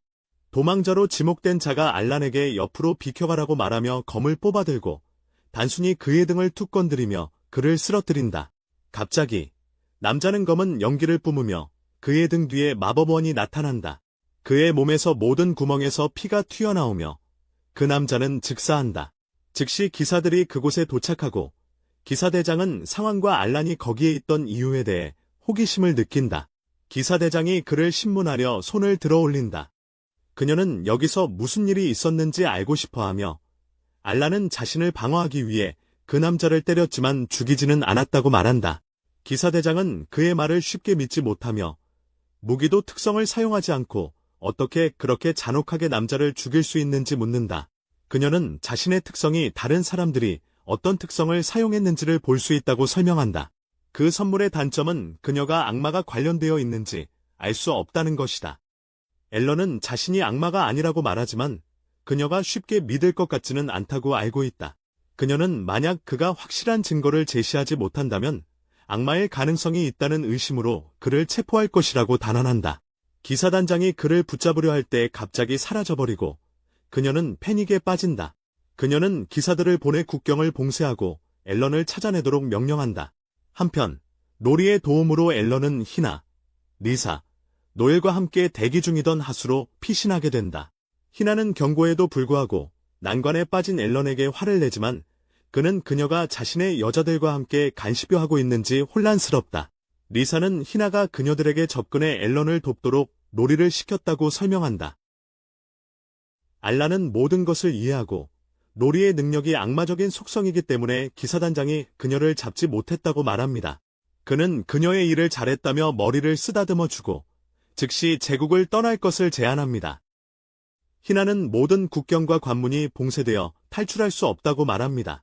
로리의 힘조차도 도움이 되지 않습니다. 기사들이 이번에는 경계를 강화했기 때문입니다. 알라는 희나를 바라보며 그녀가 도움이 될 수 있을지도 모른다고 말합니다. 그녀는 모두를 자신의 집으로 데려가고 집사는 알란을 알아봅니다. 알란 또한 실라스 집사를 알아봅니다.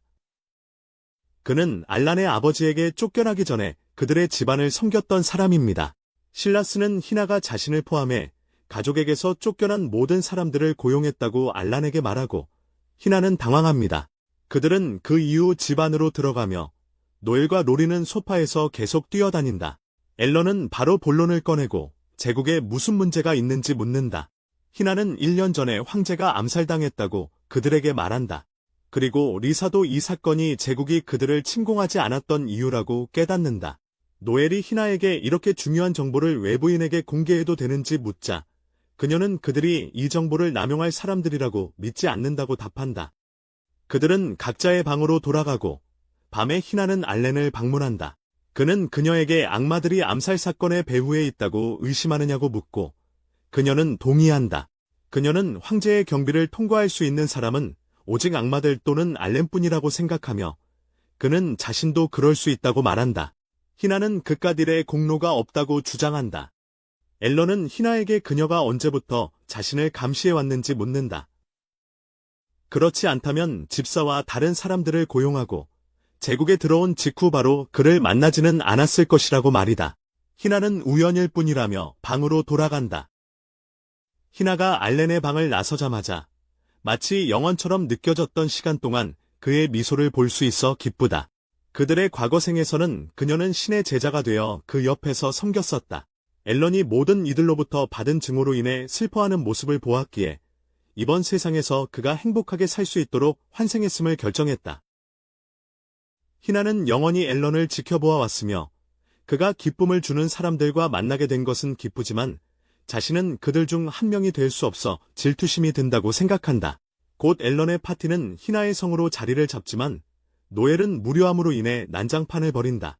노엘이 제국이 유명한 드워프 공방을 보고 싶어 하지만 희나는 지금 도시가 엄격히 경비 중이라 포기하라고 말해요.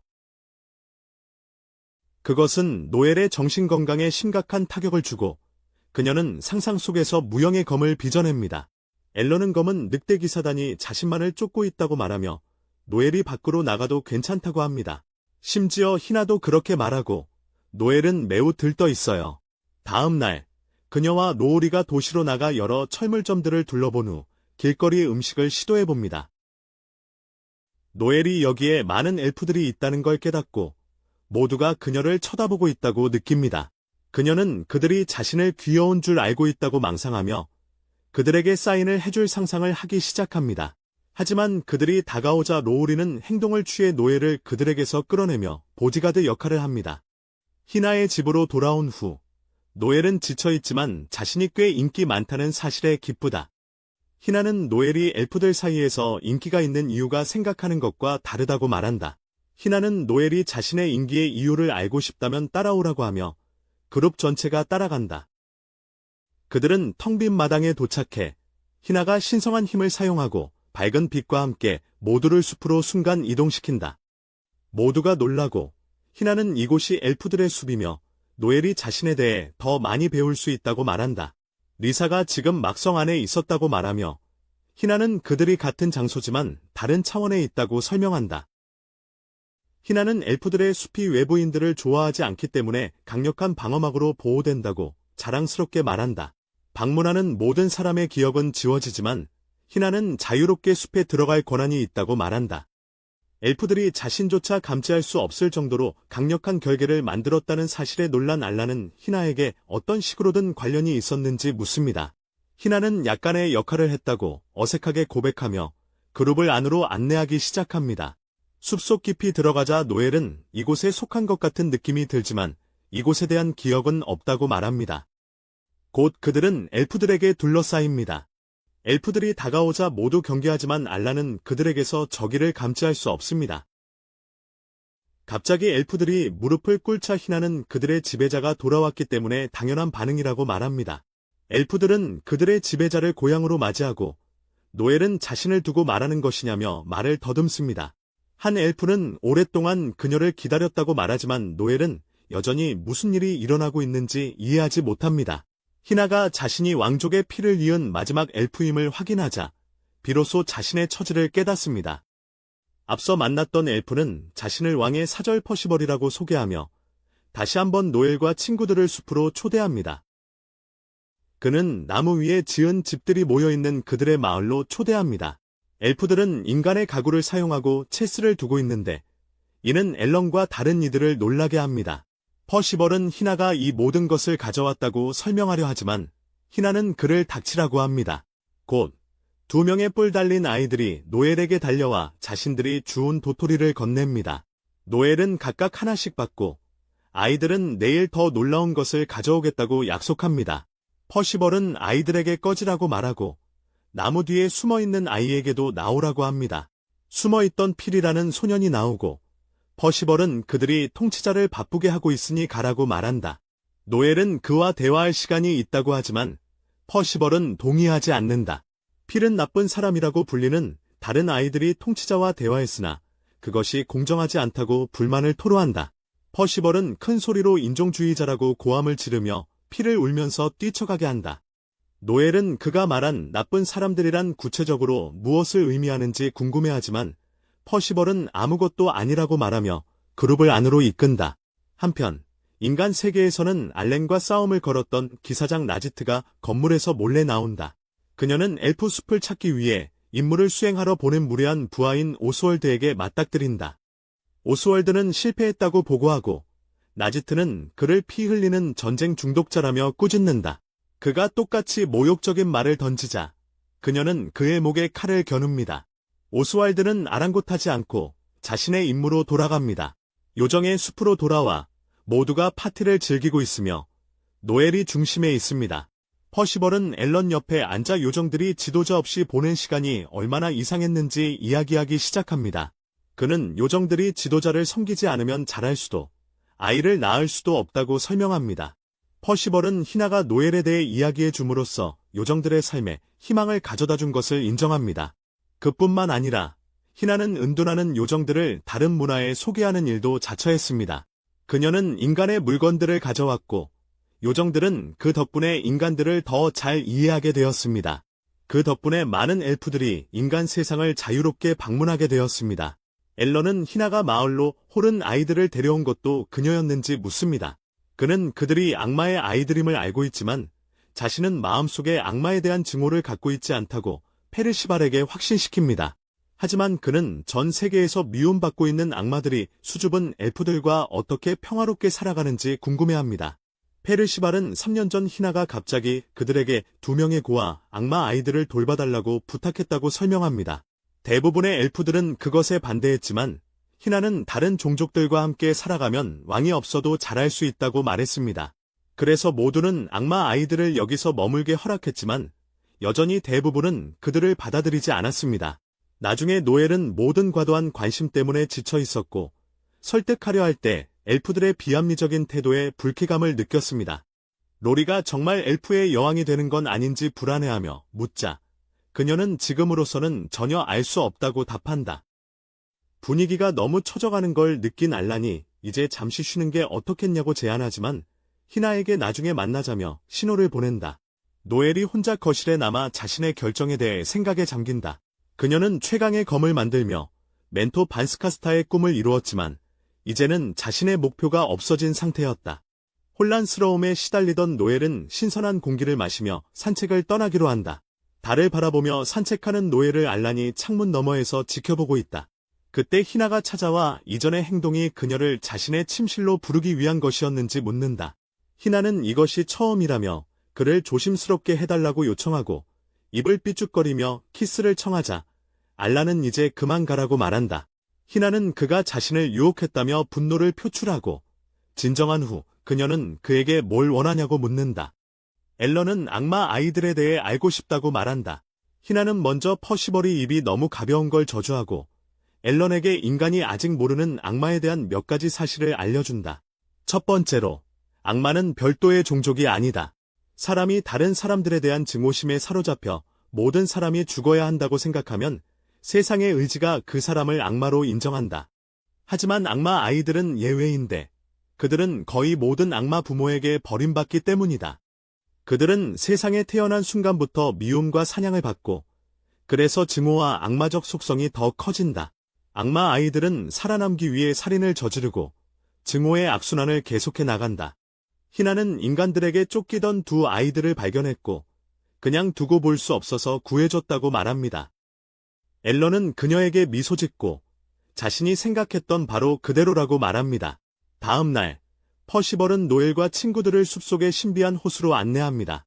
노엘은 멍한 상태이고 희나는 그녀에게 결정 때문에 너무 힘들어하는지 묻습니다. 그녀는 요정들의 통치자가 되도록 죄책감에 시달리지 말라고 말합니다.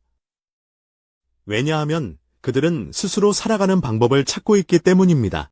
바로 그때 두 악마 아이들이 와서 노엘에게 약속했던 반짝이는 돌을 선물합니다. 그녀는 그들에게 감사를 표하고 희나는 그것이 요정의 힘이 결정된 정령석이며 연금술에서 귀중한 재료라고 말합니다. 갑자기 소년 필이 와서 정령석을 던져버립니다. 그는 악마 아이들에게 지배자에게서 떨어져 있으라고 말하고 아이들은 울기 시작한다. 노엘이 아이들을 달래려 하자 퍼시벌은 그 인종차별적인 놈을 꾸짖지만 그는 도망친다. 앨런은 엘프들이 악마들을 깊이 증오한다는 것을 깨닫고 희나는 엘프뿐만 아니라 리사처럼 친절한 사람조차도 아이들에게 다가가는 데 어려움을 겪고 있다고 응수한다. 희나는 자리를 뜨고 인간 도시 거리에서 울고 있는 필을 발견한다. 그녀는 그가 전에 꽤 못되게 굴었다고 말하고 그는 악마들이 지배자에게 가까이 가는 것을 참을 수 없었다고 대답한다. 희나는 그에게 악마들이 그에게 나쁜 짓을 한 적이 있는지 묻고 그는 없다고 말한다. 그녀는 그의 옆에 앉아 그 악마 아이들이 지배자에 대해 그와 같은 감정을 느낀다고 말한다. 그녀는 필에게 아이들과 친구가 되어보고 자신보다 어리니까 친절하게 대해주라고 말한다.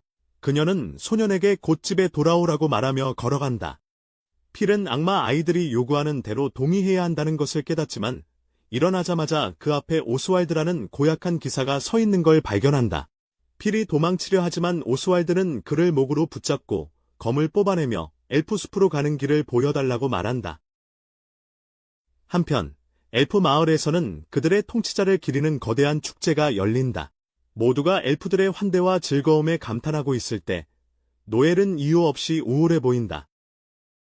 희나는 알란에게 노엘이 괜찮을지 묻는데 노엘이 통치자가 되어야 한다는 생각이 그녀를 지치게 한 것 같다며 걱정한다. 알란은 입을 가득 채우고 있으면서 그런 자리에 있으면 누구나 식욕을 잃을 거라고 말한다. 희나는 노엘을 도와야겠다고 생각하지만 알란은 그녀가 스스로 결정해야 할 문제라고 말한다. 그러나 그들의 걱정은 전혀 근거가 없으며 노엘은 음식에 관심이 없는 이유는 고기만 먹고 싶어하기 때문입니다. 나중에 희나는 자리를 뜨며 퍼서벌에게 손님들을 안내하도록 부탁합니다. 퍼서벌은 자신이 직접 사라진 사람을 찾아 나서야 한다고 말합니다. 하지만 그녀는 집으로 돌아갈 시간이 되었다고 확신하며 문제가 되지 않을 것이라고 보장합니다. 그녀는 그렇게 떠나고 알란은 퍼서벌에게 무슨 일이 있는지 묻습니다. 그는 필이라는 소년이 숲을 벗어나 아직 돌아오지 않았다고 답합니다. 도시에서 희나는 거리에서 필을 찾으려 하지만 그를 어디에도 발견할 수 없습니다. 한편 알란과 그의 친구들은 엘프 마을로 돌아왔으며 그는 엘프들이 정말로 느긋하다고 말합니다. 로일리는 주변을 둘러보고는 그들이 무심한 것보다는 게으른 것 같다고 말한다. 퍼시발은 하드워커라는 단어가 엘프에게 잘 어울리지 않는다고 답하며 그들은 너무 오래 살고 성장 속도가 느려서 그렇다고 설명한다. 그리고 시간을 경험하는 방식도 다른 종족과 다르다. 그러므로 열심히 일하는 것이 그들에게 있어 무한히 덜 보상받는 행동이 되는 것이다. 로일리가 엘프들이 일하지 않고 어떻게 먹이를 구하느냐고 묻자 퍼시발은 손을 뻗자 사과가 나타난다. 모두가 그의 트릭의 비밀을 알고 싶어하고 그는 언제든지 그것을 바랄 때 숲이 풍성한 산물을 나누어 줄 뿐이며 엘프들은 숲의 일부이기 때문이라고 설명한다. 리사와 노엘은 이 개념을 완전히 이해하지 못하지만 알란은 마법 눈으로 엘프와 숲이 같은 에너지 신호를 가지고 있음을 발견하고 퍼시발은 그를 감탄스럽게 여긴다. 숲과 엘프 사이의 연결에 대해 더 설명한 후 퍼시발은 노엘이 숲에 대해 어떻게 생각하냐고 묻는다. 그녀는 좋고 평화롭지만 무언가 부족하다고 대답합니다. 앨런이 갑자기 끼어들어 퍼시벌에게 자신도 숲에 살 수 있는지 묻습니다. 그는 리사에게 항상 평화로운 곳에 살 계획이었고 이보다 더 좋은 곳은 없다고 말합니다. 퍼시벌은 여기서 살려면 앨런이 자신들 중 하나임을 증명해야 하며 그 방법을 알려줄 수도 없다고 대답합니다. 숲이 모든 것을 결정하기 때문입니다.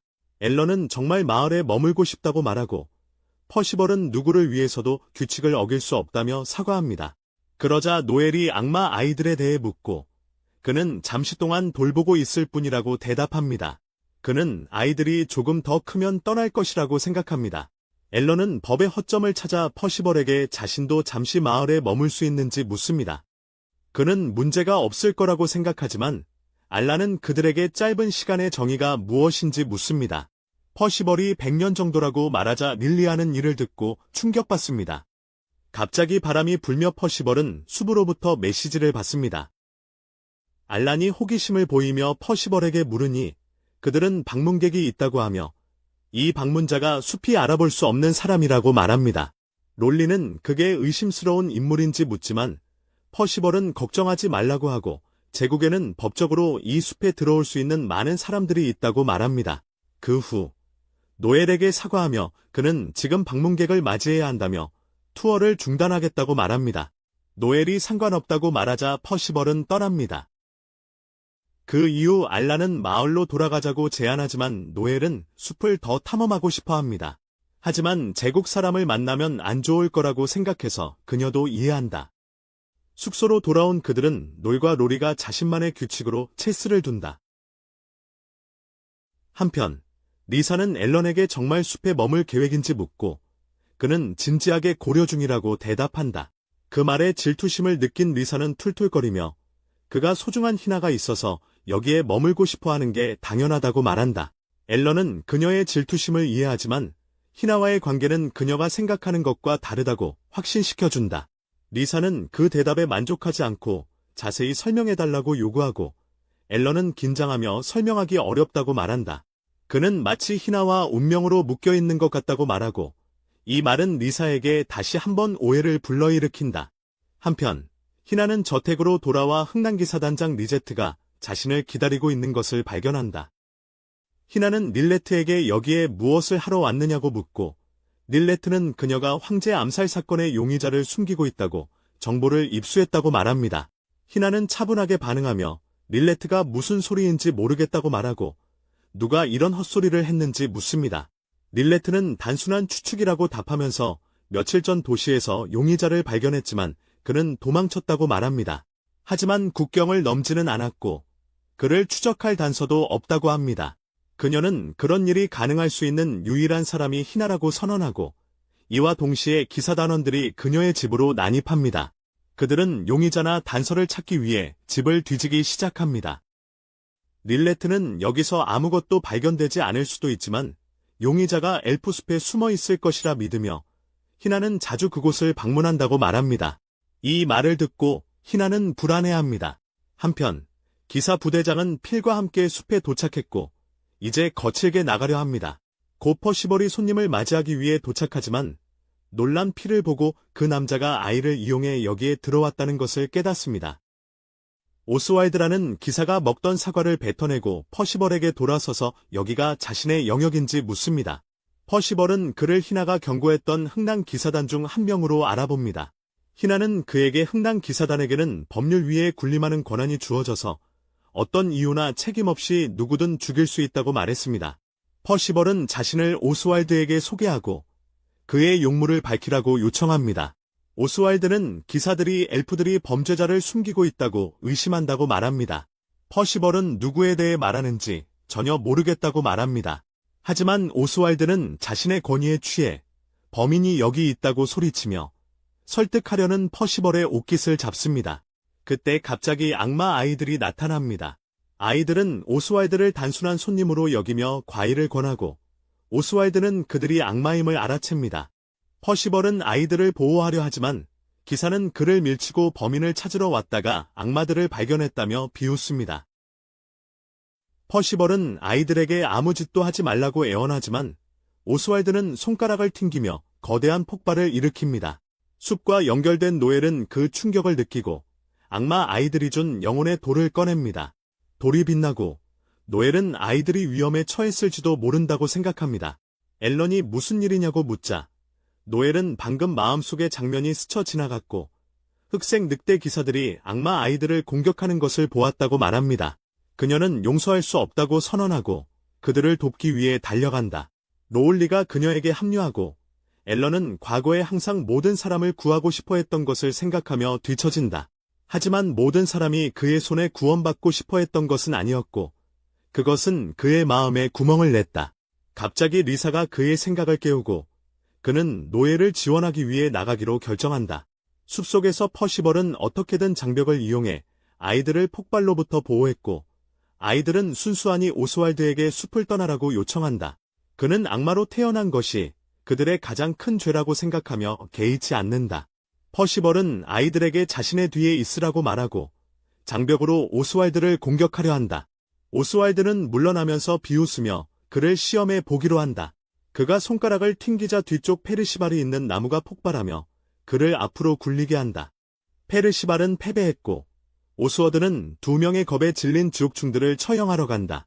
필이 그들 사이에 들어가 아이들을 보호하고 오스워드는 그를 먼저 죽이기로 결정한다. 하지만 검을 휘둘릴 틈도 없이 망치가 머리를 강타하고 그는 노엘을 발견하기 위해 돌아선다. 모두가 왕이라 부르며 노엘이 리더라고 생각하는 오스워드에게 노엘은 단지 검제작자가 맞다고 주장한다. 그녀는 기사에게 숲에서 나가라고 말하고 그는 그녀를 상대하기로 결심한다. 오스워드는 손가락을 튕겨 그녀 근처 나무를 폭발시키려 하지만 노일리가 이를 시간 내에 알아채고 노엘을 안전한 곳으로 이동시킨다. 오스워드는 계속해서 손가락을 튕기며 폭발을 일으키고 노일리와 노엘은 알렌이 너무 오래 걸린다고 불평하면서 달아날 수밖에 없다. 반면 퍼시벌은 노엘이 다칠까봐 두려워 마법으로 검을 소환하여 오스왈드에게 돌진한다. 기사는 너무 빨라서 그의 공격을 가볍게 피하고 발차기로 날려버린다. 퍼시벌을 베려는 순간 앨런이 나타나 그의 검을 막는다. 앨런은 드디어 평화로운 곳을 찾았는데 바보들이 와서 방해한다며 투덜거리며 오스왈드를 밀쳐낸다. 기사는 그의 신분을 밝히라고 요구하고 앨런은 이름을 말하는 시간이 싸움보다 더 오래 걸릴 거라고 말한다. 오스왈드는 모욕을 참지 못하고 그를 공격하려 한다. 하지만 앨런은 마법의 눈으로 그의 힘을 무력화시킨다. 그러자 그는 노엘을 노리고 자신의 손과 그녀 사이에 보이지 않는 사슬을 만든다. 그는 불꽃을 날려보내지만 알란이 그것을 차단해버린다. 오스워드는 알란이 자신의 능력을 투명하게 볼 수 있다는 사실에 놀라지만 싸움은 끝나지 않았다고 소리친다. 그는 검을 뽑아들고 분노에 찬 얼굴로 그에게 달려가지만 알란은 순식간에 그 뒤로 나타난다. 그가 벌을 내리기 전에 기사가 왜 2소년을 죽이려 했는지 묻는다. 그는 악마를 죽일 이유가 필요 없다며 대답하고 공격하지만 알란은 이를 피하고 반격하여 싸움을 급히 끝낸다. 그 후 리사는 피를 치유하고 이제 친구가 된 악마 아이들과 함께 놀러간다. 리사는 알란이 악마 아이들을 구했을 때 정말 기뻤다고 말한다. 어린이는 무조건 어떤 종족이든 태어날 때 죄가 없으며 그녀의 따뜻한 말에 감사한다고 말한다. 한편 로일리는 실신한 오즈월드를 살피고 있으며 노엘은 이제 뭘 해야 할지 고민하고 있다. 그녀는 기사 한 명을 무찌르는 것이 제국의 전쟁을 선포하는 것과 같다고 믿으며 알란은 희나가 이 소식을 듣게 되면 할머니처럼 혼쭐이 날 거라고 말한다. 우연히도 그때 희나가 도착했고 모두가 그녀에게 상황을 설명하려고 서둘러 당황한다. 그녀는 한숨을 내쉰 후 알란이 예상했던 대로 그를 꾸짖고 나머지는 자신이 해결할 테니 걱정하지 말라고 말한다. 또한 그녀는 좋은 소식을 전하는데 마침내 도시 밖으로 나가는 길이 다시 열렸다는 것이다. 그녀는 모두에게 빨리 집으로 돌아가라고 하지만 알란은 이 소식에 당황한 표정을 짓는다. 그 후 퍼시발은 노엘에게 작별 인사를 건네며 다른 엘프들과 함께 숲에서 살고 싶지 않은지 묻는다. 그녀는 통치자로서 알아야 할 것이 너무 많다고 답한다. 노엘은 친구들과 계속 여행을 다니면 세상을 볼 수 있고 통치자로서 더 적합해질 것이라고 말한다. 페르시발은 그들이 언제나 그녀를 기다릴 거라고 말하고 노엘과 친구들은 모두에게 손을 흔들며 언젠가 돌아오겠다고 약속한다. 하지만 그들은 희나가 겪고 있는 문제에 대해 알지 못한다. 희나는 알란의 안전을 보장하기 위해 엘리트와 계약을 맺었기 때문에 황제 암살 혐의로 체포되었다. 이 영상을 좋아하셨다면 파트 10을 구독하시고 실력 없는 사람이 신비한 능력을 가진 왕자가 되어 재탄생하는 새로운 애니메이션도 확인해보세요.